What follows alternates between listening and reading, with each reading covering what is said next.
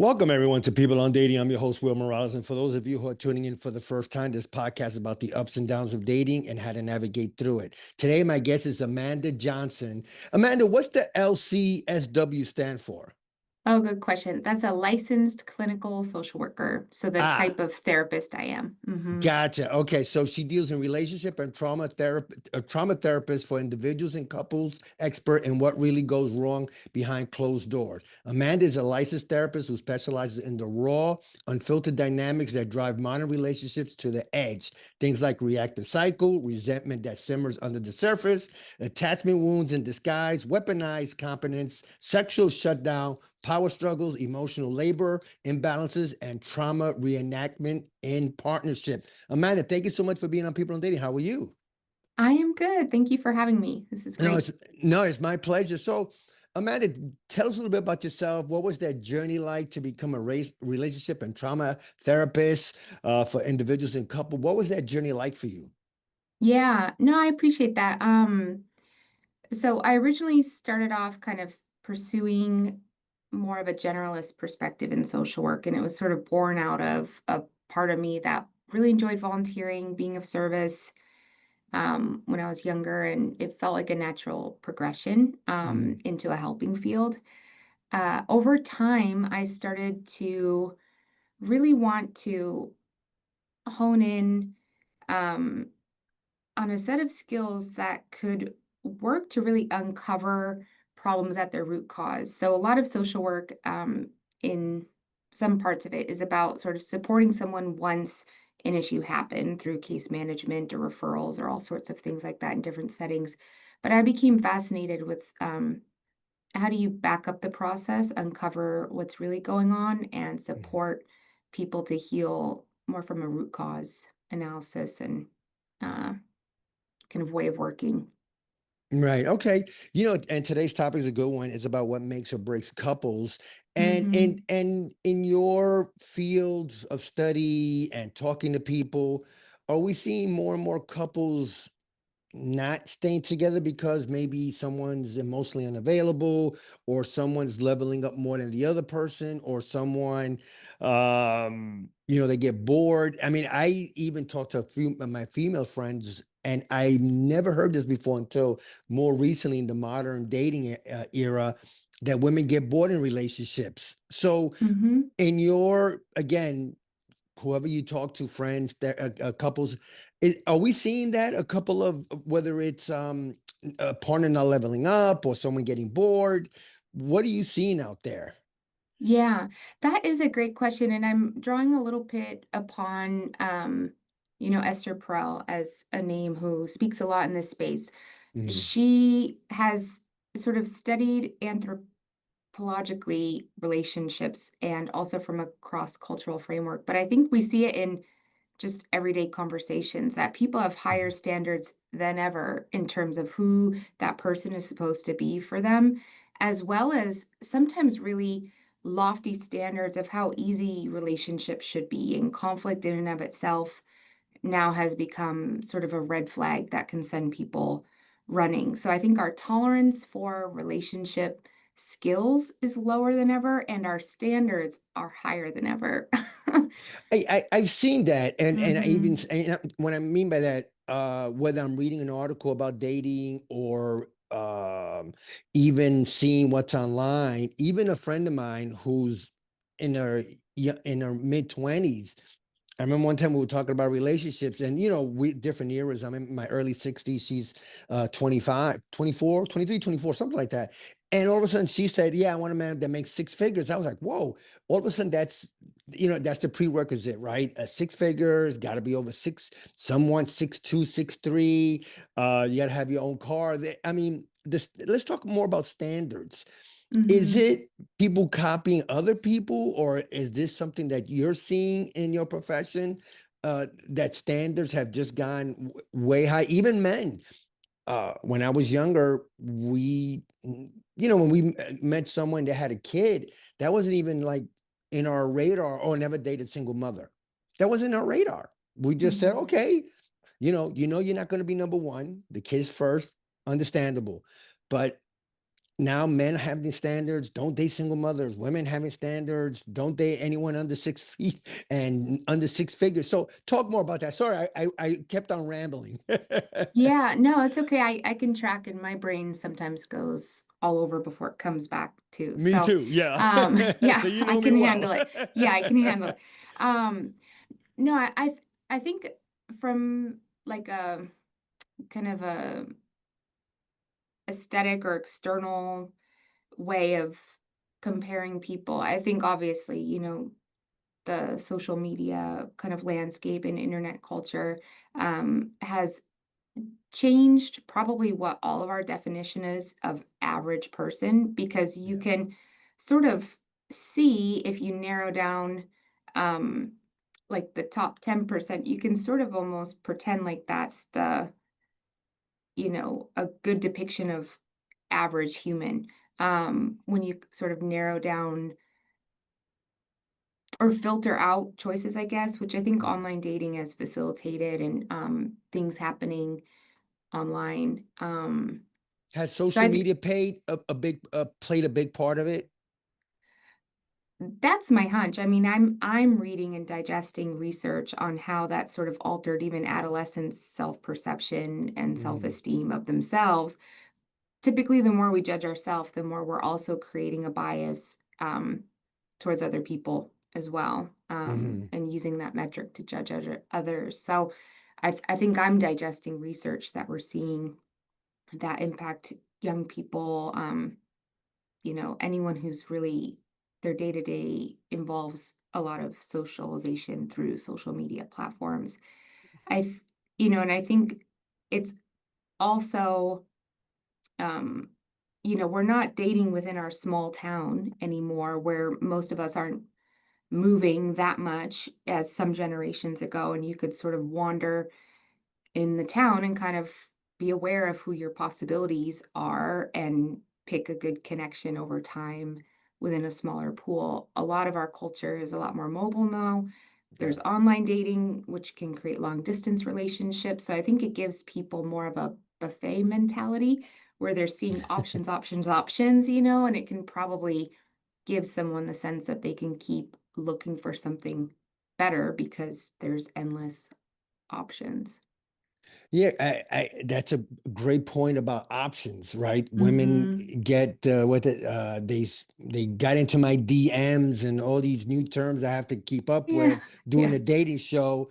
But are there really options? And I want to get obviously to the couples thing, since that's our topic. But are there really options that are, because a woman or a man can say, yeah, I have options. I have about 10 women following me and they want to talk to me. But are you compatible? Number two, is it someone you're gonna like? Number three, are they age appropriate? I mean, the list could go on and on, whether it's a plus or a minus. Again, is that something that comes into play? I mean, because I could say, hey, yeah, we got options, but how many options do we really have when you narrow everything down? Are you gonna like them? Are they gonna like you? So go ahead, right. man. I see you shaking your head, so go ahead, please. Well, I mean, you're pointing out the difference between the fantasy of options versus the reality of what it would actually take to create connection with uh, that individual. So I think that's the mirage of social media. It probably is giving more of the fantasy of options as opposed Yeah. to, um, do those two people have what it takes to move from an idea of one another into something longer term, more sustainable, that's working. Okay. Yeah. Okay. Yeah. It's so I like to I don't want to put words in your mouth, but the illusion of options. I love that. Like I said, I don't want to put words in your mouth, but that's how I see it Hmm. too. Yeah. And getting back to the couples, right? What makes or breaks couples? Are we seeing that maybe like someone and tell me if I'm in the ballpark where someone might be leveling up a bit, they got a promotion at work, they got a bump in salary, and the other person is dragging, whether it's a man or woman, and it seems more women are looking again, this is what I'm seeing online, where some women, when they get the promotion or they get the money, and if the boyfriend or the husband is not catching up, now the woman feels a certain way. Now she says, well, I got to do better now. I don't know about men. I never really talked about men that way, or I heard men say, hey, if I get a promotion, I'm okay with my woman staying where she's at. I know when I was young, I didn't care what a woman did for a living, as long as Mhm. we were compatible, we had a good time together, we had respect for each other. Is that a part of the what might make or break a couple, status in the relationship? You know, that's a great question. I would, if I was thinking about that with a real person and asking them, I would have to figure out what the status change meant to them. Okay. Because, like you're saying, someone could see a partner change, kind of where they are in their career and their earning potential and be in gratitude or appreciation or in awe or just in celebration mode for that person. Someone could turn that into ammunition of like, wow, we're different now. Like I've achieved this, they've achieved that.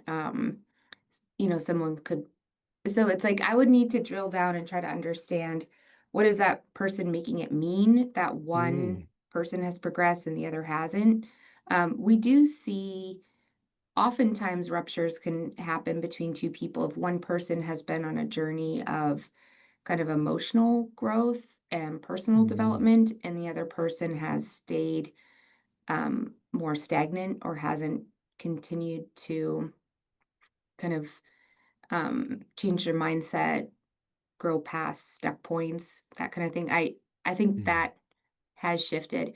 Um, so anytime someone asks me a question, the way my brain works is like there's a lot of extra questions that that question can sometimes generate because Okay. two different people would probably go through like that same situation and have it mean something very different. But I think you're referencing the people that maybe would see that as I'm better than, or I've moved beyond my partner, and do we Yes. still have enough glue here to stay together? Yeah, that's that. Yes, that's perfect. Because again, what I'm reading and what I'm seeing is when someone levels up, and it's more. Again, I'm seeing more of the women's side doing that than the men. Uh, Now we get into the status, right? And going back to that, is that something that could be fixed? Obviously, with communication, but when you come in, and this is something that could might break the couple, how do we mend that fence back together? Did my question make sense at all? Sorry if I'm all over the place again. Yeah. Well, if we use the example of status change or sort of someone's progressing and one person's more stagnant, if you got those two people in the room, they would have to start to figure out, they would have to turn back towards themselves and figure out, am I really, um, what do I need or want to stay kind of in, to maintain chemistry and to also feel safe and connected to this person? Right. So that's what I would be shaping the conversation to actually ask that person to reflect on if this person does stay at this level and they're comfortable with it. Are you able to accept that? Or are you starting to generate like a true ask of the other person that's butting up against a deal breaker or something you feel like you Mm, absolutely need to stay engaged in the relationship? Often it can be easy for us to just start complaining or observing, but I think a lot of the better questions occur when you kind of turn the tables and ask the person who's doing all the complaining to figure out, is there a request you're mm. making? Is this a bottom line? Like where are you at in your decision making process? So, Wow. Yeah, I never mhm, looked at it from that point, right? What is it that is bothering you? You leveled up, you got the status now, the bump and pay, mhm, the promotion, and he might be stagnant, or vice versa. Let's say we could do that too. Um, so how do we, communication is always the key. I'm assuming, right? Everybody's always talking about communication, but mhm. in your practice, Amanda, you're talking to people again. How big does communication come to play if one is very talkative, but the other one is always keeping their emotions bottled, and whether it's a man or a woman? how do you get that out of them to feel comfortable and say, hey, this is what I would like, or this is what I want? How does that come into play if you got one person that's really re- uh, ready and able to talk about something, but the other person is a little too shy, a little too Mhm. reserved? You're describing one of the most classic dynamics that brings people into couples therapy. Have Okay. you heard of kind of a pursuer distancer pattern No, no, never heard before? that. No, no, go please. Yeah, I think that's kind of what you're talking about. When you get people, one is ready to dive in and Yes. talk things through, and one person might be more likely to retreat around conflict or stress Hmm. between two people. So typically, what you find is the more one person pursues the topic of, what are you going to do with your career? I'm doing this. What are you doing? The more the other person is going to start to distance, avoid the conversation, figure out a way out of it. And that in and of itself becomes the clash.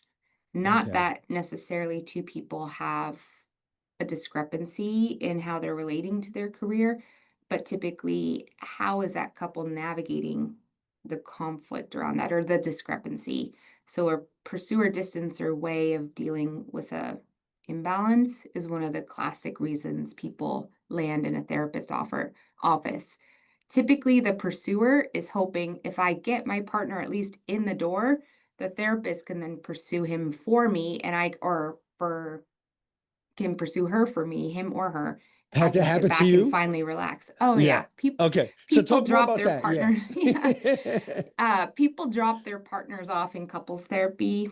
They might both be there, but essentially they're delivering them to a therapist to enact change that they themselves haven't felt either empowered to do or hasn't worked yet. Something that they want to change or fix about the other person. So I could see this career stagnation or being stagnant, one person being stagnant, the other one wants to grow, being a very classic example of how two people get in the door if they've started dealing with it in a pursuer distancer model. So how do you deal with that though when someone just throws someone like you just said, okay, my Yeah. therapist could handle that, get whatever he's or she holding back. My therapist could get it out of them. So that, I mean, it seems like they're putting you on the spots in a way. Am I uh correct on that? Because it seems that's not fair to you, but I know that's part of your job. But geez, now Amanda Johnson has to get Will Morales to confess to what's wrong. Yeah. Yeah. Well, the trap is getting um you know, impacted by the urgency that one person has and sort of, Yeah, yeah, taking on this agenda that you now need to enact change in this other person. right, Um, Sometimes you can also be swayed by the agenda of the distancer and sort of decide that this other person, has become nasty or critical, that they want the person to change and can't accept them. And you might, kind of accidentally feel more connected to the agenda of the distancer too. That can also happen. right. Um, often the trick is helping two people figure out what sort of dynamic or pattern they've started so that they themselves can monitor for uh, regressing and trying to deal with a conflict in that pattern. Um, that's kind of the biggest initial step. I draw upon relational life therapy that Terry Real Yeah, has put out for the community, and that's our biggest job in the first phase is to help the couple see what sort of dynamic they've got caught up in the dance, he calls it. right. Um, so then when you stay a third party and don't sort of get on team A or team B and tag team against the other Uh, person, then you've got a lot more um, uh, ability to actually help people get out of that pattern. Because if they've started to do it around career, likely they're doing it in other areas too. Ah, okay. Okay, Hmm. well, I never thought about it that way. So when it comes to your practice, right? Talk more about your your practice, your sessions in terms of when you first meet someone or a couple, like they reach out to you. Do you break down what each person is complaining about or not complaining about, or can you talk more about your practice? Because I think what you're doing is fascinating. Oh, fun. Often, yeah, two people can come into a relationship therapy and have very different ideas of what the problem is Hmm. because each person's going to report as they see the world. So we got to get first on the same page about, this person's sense of things, the other person's sense of things, um, which starts to uncover how they're going about managing conflict, whether it be about kids, finances, career, where to live. We got to get that dance illuminated. Uh, From there, people can start to weigh in too on what they want to see. So, a really powerful question in therapy is the miracle question. It shows up in a lot of different types of therapy, but essentially, if this process was wildly successful, what would your relationship look like at the end of this? um, And from it can start to generate ideas about what are our goals or how do these two people define success. right. Um, Sometimes therapists get ideas that two people have to be deeply emotionally connected and sharing all their secrets and hanging out all the time. Like sometimes we have our own projections on what success is. We Yeah. might meet two people that at the end of the day just want to figure out how to clean the house without fighting anymore. It could So be we that gotta simple as cleaning yes, up. Wow. yes, Okay. just like basic teamwork can get back Sure, on sure. track. Yeah. So, figuring out what their miracle is hopefully the driver of what all the remainder of the sessions look for. Kind of what are the barriers to being this better version of them? What's getting in the way of that? And how do we start to untangle old patterns or bad habits that they brought into the relationship that aren't serving them and they're keeping them away from this better version of how they want it to look. Yeah. Well, first of all, Amanda, I could probably talk to you for another hour. Holy cow, this is like so deep, and I think this is something that needs to be talked about more. When couples are leveling up, or somebody's not talking, or maybe you could get them back on the partnership again. First of all, again, thank you so much. So, Amanda, tell me anything else you want to talk about or promote. Books you have coming, because if you haven't wrote a book, you have at least two or three in you. You know that. Well, that's on my list. Okay, good. You gotta have a But book. Yeah. yeah, no books out yet. What I like to share is oftentimes, you know, sharing with people about relational life therapy. I feel very very invested in that type of therapy, and I'll tell you why. Sometimes people can go to therapy and learn a lot about themselves. Hmm. They learn about their triggers, their pain. They want to understand their story, their own emotional landscape. That doesn't necessarily equip them to be more relationally savvy by the time they leave the therapy room and have a skill set to support and take care of other people with Right. as much attention as they want to put on themselves. So I'm really passionate about types of therapy that not only help us heal individually, but leave us in a position to bond with other people in a really satisfying way to both parties and create longevity in relationships. So I've just been really enjoying that work and it fuels a lot of my couples work.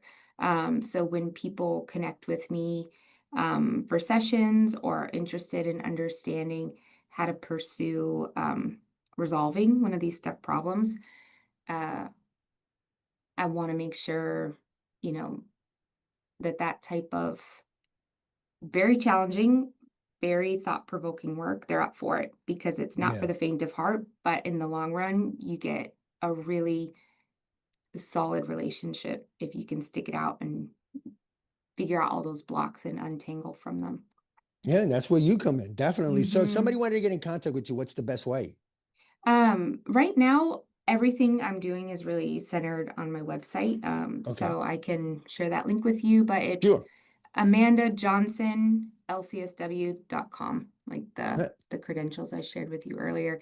And that is the hub, has all the different services I offer. I'm licensed in a few states, but I also host people who want to do intensives, kind of longer deep dive work if they're willing to come meet me in Tennessee. I'm south of Nashville and have ah.